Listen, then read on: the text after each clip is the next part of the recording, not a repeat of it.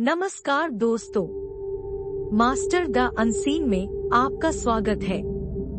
आज हम रूट चक्र और इसे संतुलित करने के तरीके के बारे में जानेंगे। मूलाधार चक्र हमारे शरीर में रीढ़ की हड्डी के सबसे निचले हिस्से में स्थित होता है। सभी 7 चक्र रूट चक्र पर ही टिके होते हैं, इसलिए इसे मूलाधार चक्र भी कहा जाता है।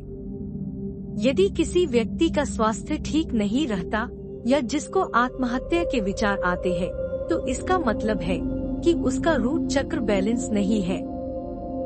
मूलाधार चक्र को बैलेंस कैसे करें, यह जानने से पहले हम जान लेते हैं कि मूलाधार चक्र के जागृत होने के फायदे क्या क्या होते हैं। मूलाधार चक्र के जागृत होने के फायदे: व्यक्ति का जमीन से जुड़ाव आत्मविश्वास से भरपूर तथा साहसी होता है। मूलाधार चक्र पृथ्वी, संस्कृति तथा जीवन से संबंधित है। यह चक्र हमारे अंदर जीवन जीने की इच्छा पैदा करता है। मनुष्य में सुरक्षा की भावना तथा साहस जैसे गुण विकसित होते हैं। व्यक्ति सेहतमंद तथा फुर्तीला होता है। व्यक्ति दूसरों पर विश्वास करता है। व्यक्ति में किसी भी कार्य को करने की हिम्मत होती है। व्यक्ति प्रैक्टिकल व्यक्तित्व वाला होता है। मूलाधार चक्र से जुड़े शारीरिक अंग: मूलाधार चक्र अगर जागृत नहीं होगा तो व्यक्ति को इससे जुड़े अंगों में समस्या हो सकती है, जैसे रीढ़ की हड्डी का निचला हिस्सा, पैर, घुटने आदि। ब्लड सर्कुलेशन सिस्टम: घुटने से संबंधित समस्या। रूट चक्र अधिकतर पुरुषों का बैलेंस जागृत होता है, जबकि अधिकतर महिलाओं का इम्बैलेंस होता है। इसी कारण 40 वर्ष से अधिक की महिलाओं को घुटने में दर्द, हड्डियों की समस्या तथा कैल्शियम की कमी हो जाती है। रूट चक्र या मूलाधार चक्र के इम्बैलेंस होने के लक्षण: व्यक्ति का जीवन जीने से भरोसा उठ जाता है। आत्महत्या जैसे विचार आते हैं। व्यक्ति में साहस की कमी होती है। सेहत अच्छी नहीं रहती तथा फर्तीलापन भी नहीं होता। व्यक्ति को दूसरे पर विश्वास नहीं होता। मूलाधार चक्र के बैलेंस न होने पर होने वाली समस्याएं: खून की कमी होना, थकावट होना, पीठ के निचले हिस्से में दर्द होना, तनाव, घबराहट, कॉन्स्टिपेशन होना, असुरक्षित महसूस करना, सर्दी लगना तथा हाथ पैर ठंडे रहना, शियटिका नाड़ी में दर्द रहना। रूट चक्र को जागृत करने के तरीके: रूट चक्र को बैलेंस करने के बहुत सारे तरीके हैं। आप एक से अधिक तरीके एक साथ आजमा सकते हैं। इनका कोई साइड इफेक्ट नहीं होता।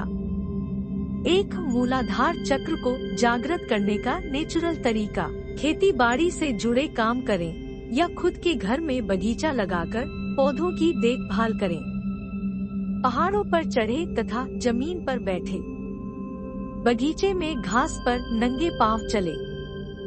योगा तथा एक्सरसाइज करें। शारीरिक गतिविधि करें। दिन भर एक ही स्थान पर बैठे ना रहे। 2 मुद्रा थेरेपी के द्वारा मूलाधार चक्र को जागृत करें। ध्यान में मंत्र का उच्चारण करते समय हाथों को एक विशेष मुद्रा में रखा जाता है, जिससे मूलाधार चक्र को बैलेंस करने में मदद मिलती है। इसके लिए जमीन पर चटाई बिछाकर बैठ जाएं। अपने दोनों हाथों को घुटनों पर टिकाकर सीधा करें। अपनी हथेली को खोलकर अंगूठे तथा तर्जनी अंगुली को आपस में मिला लें। यह मुद्रा आप दिन भर बनाकर भी रख सकते हैं। जब भी आपको समय मिले, आप यह मुद्रा बनाकर आराम से बैठ सकते हैं। मंत्र उच्चारण के द्वारा मूलाधार चक्र को जागृत करें। अलग अलग चक्र के लिए अलग अलग मंत्र होता है। मंत्र उच्चारण करने से पहले आरामदायक स्थिति में जमीन पर बैठ जाए तथा हाथों के द्वारा रूट चक्र मुद्रा बना ले। इसका मंत्र है लं। जिस प्रकार ओम मंत्र का उच्चारण किया जाता है, उसी प्रकार आपको लंग मंत्र का उच्चारण करना है। योगा और आसन के द्वारा मूलाधार चक्र को जागृत करें।